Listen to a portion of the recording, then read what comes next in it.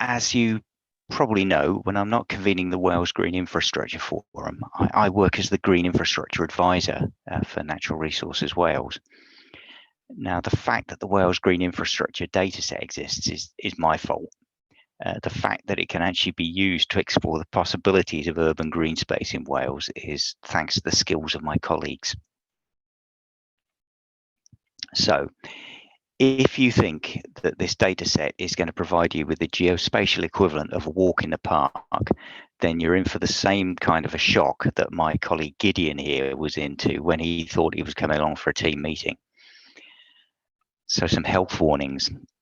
All data sets are out of date from the moment that they're produced, and this one is no exception. You know, the moment you capture some data and press the save command, the real world starts changing and your data set is fossilized.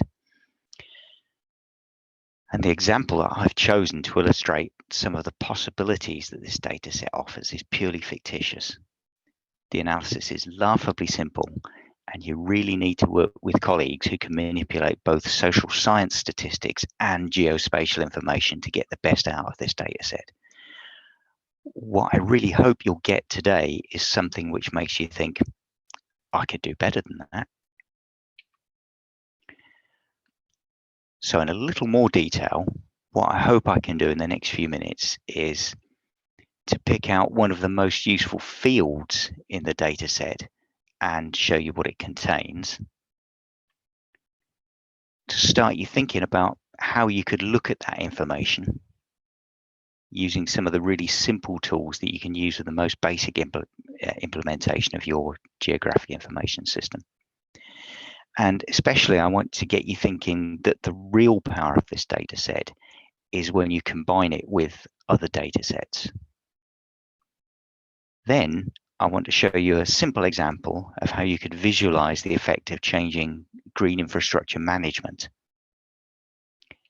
before comparing the shiny world of geospatial data with cold, hard reality. So how does that sound? Okay, well, I can hear nobody screaming at me, so I'm hoping that's going to be okay. So I had to pick somewhere in Wales to be my guinea pig, and Swansea drew the short straw. The data field that I chose from the data set is labeled NRW Open Space Classification. That uses information from all kinds of sources to allocate each piece of green infrastructure in urban Wales to one of the types in the typology in Planning Policy Wales Technical Advice Note 16.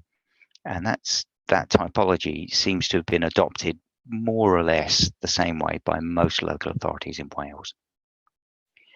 So what I did then was I altered the colours which are automatically allocated to each type of green space, so they stood out better than if I'd used one of the standard so-called colour ramps in ArcGIS, and that is the geographic information system that we use in Natural Resources Wales. This data set can be interpreted by just about any known geographic information system, QGIS, which is the freely available one, or MapInfo, which is the other commonly available one. So as you can see, when viewed across the entire local authority area, this is pretty useless. But don't worry. We designed the data set to be used in urban areas. So if we zoom in, we can start to see some patterns emerge.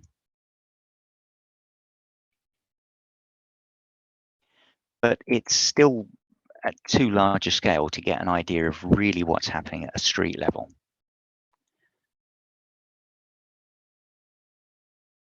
So if I can pull up the pointer, what I'm proposing to do is to zoom in to an area called May Hill, which those of you that know Swansea probably know. But first of all, let's have a look at another data set. So the difference between green infrastructure and green space is that green infrastructure has a purpose. It delivers ecosystem goods and services.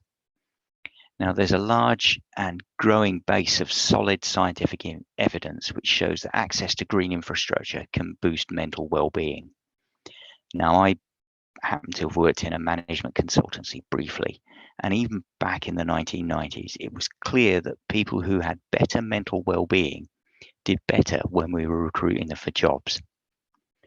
So just in this example, let's look at where people don't have jobs, because theoretically, if we could do something to boost their mental well-being, it might help them in their attempts to get a job.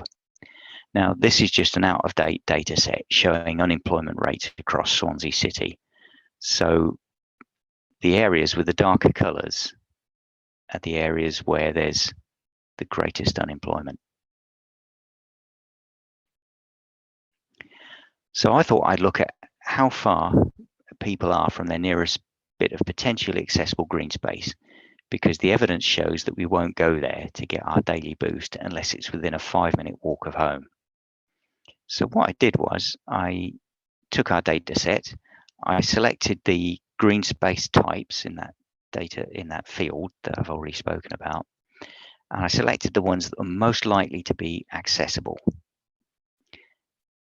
And then I did a very simple 300-meter buffer around those green spaces, because that equates to a 5-minute walk in reality. So basically, I just expanded each one of those places by 300 meters, and I shaded it beige, and that shows that almost all of Swansea is within 5 minutes walk of potentially accessible green space. There's just a few areas which is showing through clear, which aren't within that 5-minute walk. So for most of Swansea, including most of some of the areas of highest unemployment, are within walking distance of a decent bit of green space, then does that mean it's job done and time for a coffee? Well, let's have a think about that for a minute. There's less evidence about how poor green space quality affects how we use green space, but absence of evidence is not evidence of absence. We don't have the evidence in this case because it's unethical to run double-blind, placebo-controlled trials where we move people in and out of areas of awful green space and see whether they go nuts or not. There have been a few studies done, and what evidence we do have very strongly suggests that badly managed green space puts people off using it because it's unpleasant or it looks unsafe. So in other words, from a mental well-being point of view, it might just as well not be there. So how about focusing on green space, which we know is fit for purpose? So the Green Flag Awards are given to sites which are independently assessed against 8 quality criteria. The Green Flag Awards are the international standard for well-managed green space, and Swansea has got several. Now, our data set has a field showing whether the site has a Green Flag Award or not.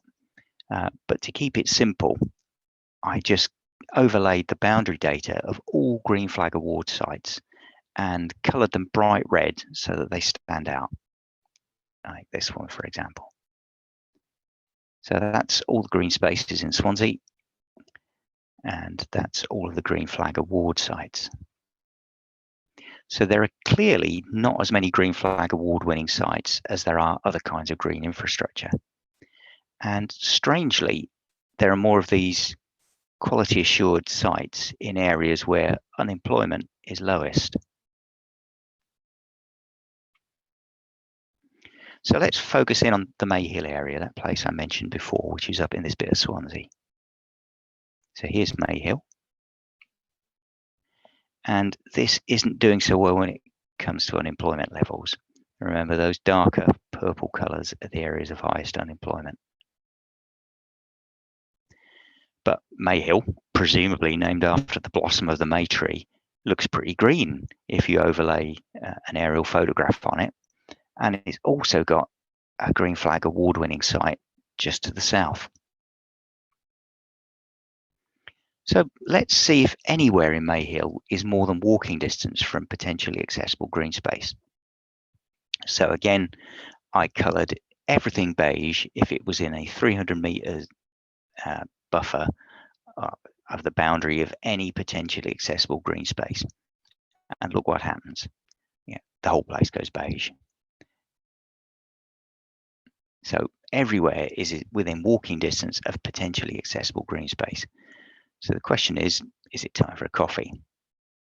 Well, bear with me for a second and let's see what happens when we remove the beige buffer and draw a new 300 meter buffer around the only place which has got a green flag award. So we know that this one site is managed to the international quality standard for green space. And this shows us that most of the homes are outside of a 5-minute walk of that bit of green space. And for all we know, the rest of these sites could be full of rubbish. And this area has got lots of unemployment. And our theory suggests that anything that we can do to boost the mental well-being of the people that live there would be welcome. So most of the high unemployment area is to the north of the 300 meter buffer around our green flag award site. So there's the 300 meter buffer, and there's the unemployment areas. And all of this stuff up here is outside of walking distance.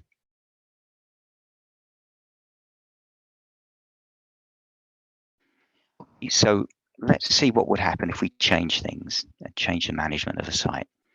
There's a big green space here, which is right in the middle of the area of high unemployment. So I selected that, I colored it magenta, and I then thought, well, what would happen if we brought this site up to the green flag award standard? So I drew our 300 meter buffer around the proposed new park, around the boundaries of the proposed new park. And it now looks like most of the area with the highest unemployment is now within a 5-minute walk of a green flag award site down here or our brand new park. So now maybe we can bid for some green recovery funds and make Mayhill a better place.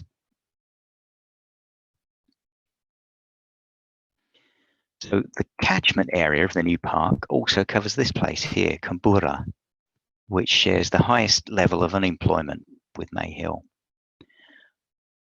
But there's a snag. The A483, one of the major roads in Wales, severs Kumbura from the park, showing that our simple 300 meter buffer isn't showing the whole story. I mean, this new park here could be functionally inaccessible because of that dual carriageway. So that's our first indication that our analysis and reality may not be one and the same thing. Now, we could use a different analysis tool to trace the actual walking routes to green space, but you'd need a more advanced implementation of your GIS normally to do that, and that's beyond the scope of this simple example. So let's have a look at other potential interventions.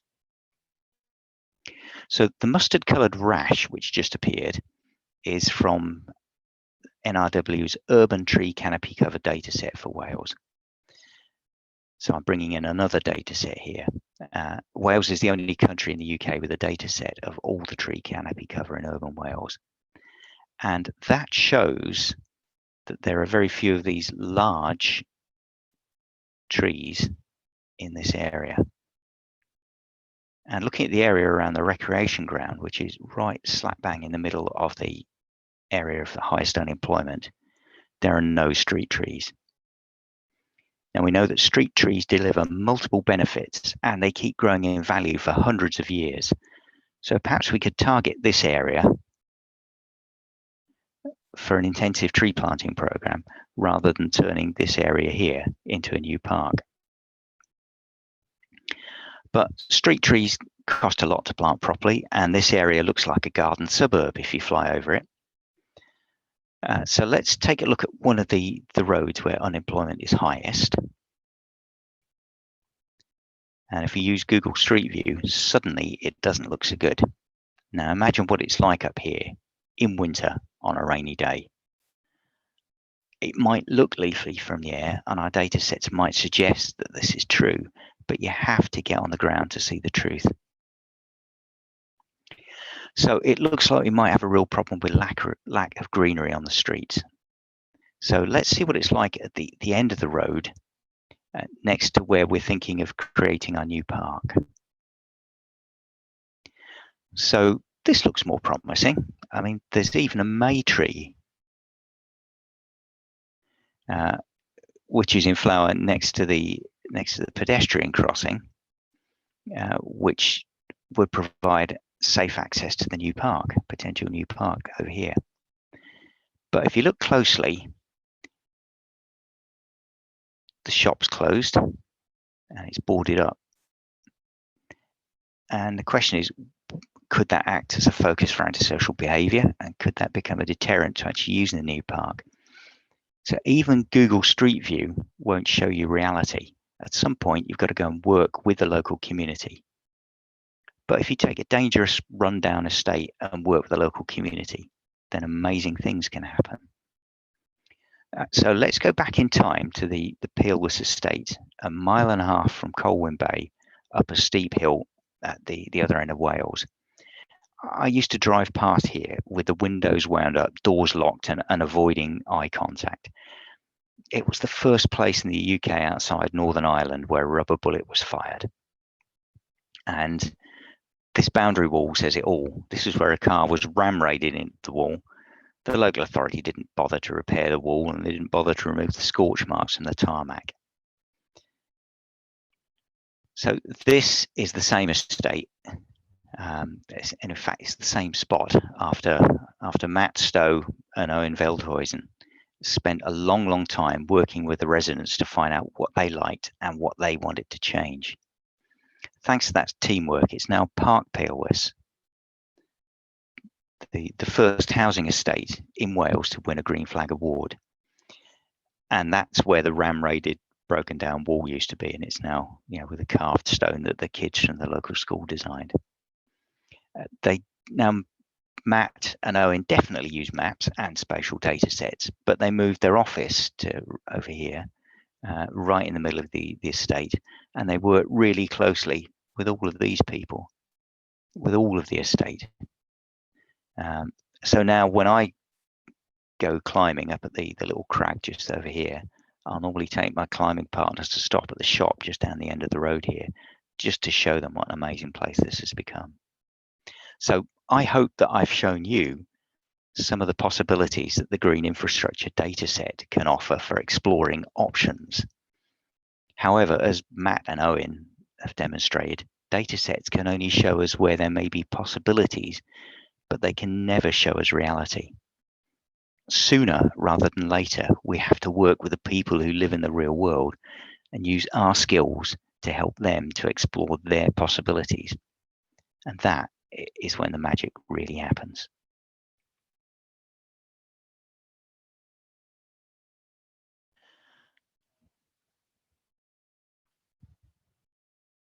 So that's the end of my presentation, and that's given you an idea, I hope, of what the green infrastructure dataset can actually do, and some of the limitations of not just the green infrastructure dataset, but of all datasets. So I'd like to open it up to everybody now for questions. Now there is that stick your hand up tool. So if you see me looking over at my other screen, it's to see which ones of you have got your hands stuck up. And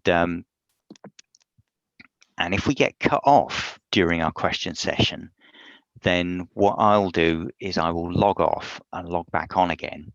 So if you want to continue to ask questions and continue to discuss things, then if you get cut off, log off and log back on again. So Lucy, can I ask you to introduce yourself and the organisation that you work for, and then ask your question? Yeah, thanks, Pete. It was really interesting. Good to see it's all finished. Yeah, I'm Lucy Taylor from Social Farms and Gardens. I manage the Community Land Advisory Service, so help community green space projects access land and get all the necessary permissions so they can flourish. We obviously have data of where community gardens are, and but it's not in a GIS format. Could you work out a way that you can work with us to convert that so that we're sort of using those sorts of green spaces as well? Yeah, now we could certainly do that in theory. In practice, it would probably take quite a lot of time to actually digitize the information. What we'd need is, and I can go and I suggest we have an email conversation outside of this meeting, but for anybody who's thinking of doing something like that with this data set, then what you'd probably need to do is you'd probably need to get a paper map and work out the Ordnance Survey grid coordinates of the of a point within your allotment, community garden or community growing space, and then send us the coordinates for that place and the name and say what kind of a green space it is. And we could then probably make sure that that bit of green space did actually fall in the allotment category of the that we'd allocated it to. So that's the simple answer of how we do it. Okay, yeah, that's potential piece of work for us to think about. Yeah, I like perhaps the proactive nature of it as well, that you could even target areas that have high unemployment and low areas of, say, tree cover, that perhaps could work with stakeholder organisations and local authorities to see if they would like to sort of consult the community about having a community garden or even an orchard or something like that. Yeah. And that's the more general point, I think, for everyone, is that these spatial data sets are a way of opening up a conversation. They tend to be used a lot by planners, and so a lot of people have gone into a lot of detail in the past by going, well, exactly where is the boundary, which side of the fence is it, and that 300-meter buffer, exactly how far out does it go, and how many thousands of people are covered by access to that green space. And you kind of actually have to pat them on the back, sit them down, give them a cup of coffee and say, actually, there's an awful lot of other factors that are going on, and take a leaf out of Matt and Owen's book and actually go and walk around and talk to people, find out what they like about a place. Because sometimes a place might be 300 meters, might be just outside 300 meters, but it might be so well loved by people that they'll go the extra few hundred meters. In other cases, the place might be beautifully looked after and manicured, but there might have been a murder on that site, and people are frightened to go there. So there's a lot of stuff that gets in the way of reality. So many thanks for that question, Lucy. I'm going to thanks. Just looking at I'll be quiet now. Yeah. Thank you. So I'm just going down the chat in order, and Harriet asked about where was the data about unemployment from. Was it the Welsh Index of Multiple Deprivation? There are loads and loads of different data sets out there, and that's a really good question, because the Wales Index of Multiple Deprivation actually has an environmental component to it. And so if you just take the straight Wales Index of Multiple Deprivation, then what you can find is that you're actually almost double counting green space deprivation. You can break the Wales Index of Multiple Deprivation down into the different domains. So there'll be an economic activity domain, there'll be an environment domain, and you can compare those with, for example, that field in the green infrastructure data set. I used some old data from the Office for National Statistics on economic activity, just because that worked better for this example. But it's a really good idea to have a chat with any social scientists or with people from, for example, the local authority that work with multiple deprivation. And again, just use the data sets as a way of starting the conversation of starting to explore things. So that was Harriet's question on the chat. And before anybody else raises their hand, Lucy, if you've not got any more questions for the moment, could you click again on the hand tool, and that should then I won't get confused looking at the two screens. Thanks. So Martin, as said, is NRW gathering any evidence about changed attitudes or usage patterns of green space resulting from lockdown? Might people have been more willing to walk more than 5 minutes or 300 meters at a time with so many other activities restricted? Can the greater appreciation due to lockdown be preserved? Well, Martin, I can give you a definitive answer and say no. We're not doing that because other people have done it, and there's been some really interesting information coming out. Now, what some studies have found is that certain sectors of society, and plot spoiler here, it's the wealthier, better educated members of society, have been making a lot more use of green space during the various lockdowns. So we don't know if people are going to continue to do that. And we know that certain individuals were prepared to break the law to go to green spaces that were well outside the 300 meters boundary because they valued access to green space so much. But the flip side to that was that in urban areas, we found that communities that had less economic opportunities, that had higher levels of deprivation, didn't use green space so much, and their green space use actually went down. So there's a lot of stuff gone on there, and I suppose the takeaway message that I'm taking is that, again, we have to go and do what Matt and Owen from Pilwis Estate did, which is actually to go out and do outreach work with people. And probably if we've got restricted resources, which we're going to have in future, is to concentrate those resources where deprivation is highest. I've seen a few more messages coming through on the chat.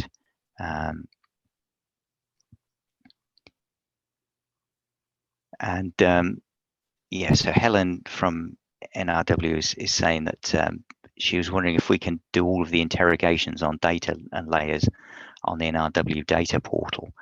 And the answer is this data set has got restricted availability.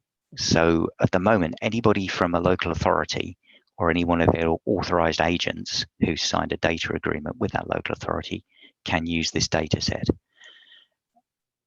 A lot of local authorities are a bit worried about releasing the data into the public domain in case somebody trespassed onto a bit of green space that wasn't actually accessible, and the local authority was found liable for that. So we're just testing this out with restricted availability to local authorities and to the authorized agents, who could be contractors or they could be voluntary sector partners who have got an authorization to use the data set. Internally in NRW, the data set is on the X drive, and you can get to it that way. And so Jackie Rees-Thomas has said one thing that also counts is the topography. May Hill, for example, is incredibly hilly. Clues in the name, isn't it? And so again, if you've got access to more sophisticated data tools, then you could actually adjust a thing called Naismith's rule, which is something I use as a mountaineer, which tells me how long it's going to take me to go up a particular hill of a particular slope. And you can use that to reduce the buffer, or to reduce your network analysis, this actual walking distance that you can calculate. And you could actually set the thing to show that there was a complete blockage if a slope was steeper than a particular level. So yeah, topography really does make a difference to access to green space. So Helen's saying, can this map data layer be used to weight the information that Peter's mentioned? And the answer is yes, you can, but you need to use more sophisticated tools. Alison's asked, how do we access the resource? Do we know the precise information on what we need? or will the GIS be available as open source? Ultimately, I would like it to be available as open source. So we're going to work with local authorities for a year at least to see how they feel about using this data set with themselves and their authorized agents. And then we'll see if we can open it out. It's also based on Ordnance Survey master map. So it is theoretically possible for you to take this data set and to reverse engineer master map. And that's not good for Ordnance Survey because master map is a product that they charge for. So we're negotiating separately with the Ordnance Survey to see if there's any way we can make this open data.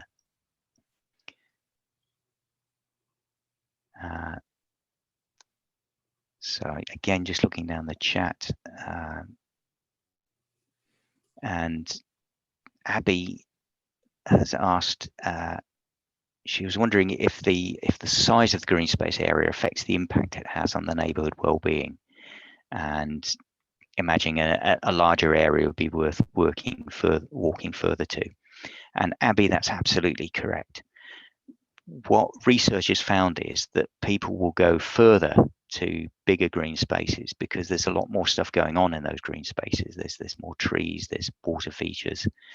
So there's a kind of feature there that's going to attract more people. So if half the population will only go to a green space if it's got water there, and you've got a big green space that's got water in it, then the whole population will go there, the water hating and the water loving. If there's a small bit of green space closer by that doesn't have any water, then only half the population will go there. It's a very simplistic way of explaining it. So generally, bigger green spaces are more attractive, but people will go to them for a special trip, say at a weekend. So when we developed our Accessible Natural Green Space Toolkit, we validated a series of size and distance criteria. So we said that everybody needs to be within walking distance of some kind of green space. And then we proposed that there should be increasingly larger sizes of green spaces at increasingly further distances from where people lived to provide that large space effect. And what we find is if we do that buffer analysis with the large spaces, then everywhere in Wales is within 10 kilometres of a 500 hectare or larger green space. So the big spaces are covered. Everybody in green space has got access to those. But of course, if you're working 3 jobs just to pay your rent, you don't have access to a car, then you can't get to those big green spaces. So again, it comes back down to socio-economic circumstances. And therefore, I'd recommend that people talk with the local communities and concentrate on working on the smaller, more local green spaces closer to home of the most deprived people. Yeah, and Marie again is saying that, yeah, the bigger green spaces are really important. We have got lots of those in Wales. And again, yeah, we do need to manage them. This isn't either or. We've got to bring all of our green spaces up to standard. But if we're looking to allocate scarce resources, then probably the green spaces closer to most deprived areas are the ones that we need to work on.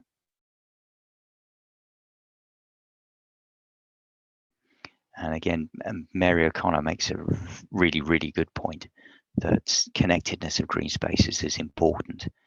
And when we're talking about biodiversity, then the reason there's a thing called the Natura 2000 network and special areas of conservation or special protection areas throughout Europe is because they offer connectedness for migratory bird species, for example. And take one of those, like the Severn Estuary, out of the picture, and you could imperil the entire existence of a particular species. Same in urban areas. You know, if your great crested newts can't get to their breeding places because they're going to bump into a curb and get directed and fall down a drainage gully pot in a road, then you've severed the connectedness and you might go locally extinct. Joanna asks, can this data set be used to understand who owns and manages the green space, or whether the amount of green space available is changing over time? The answer is, unfortunately, we couldn't include ownership data in this, because that would have meant that we'd have everybody in Wales who owned a bit of green space, we'd have to go to them every year and ask them, do you mind us recording your ownership data? Because that's a right under the general data protection regulations. I think we've made a note as to whether the site is publicly or privately owned, but that's about all we can say.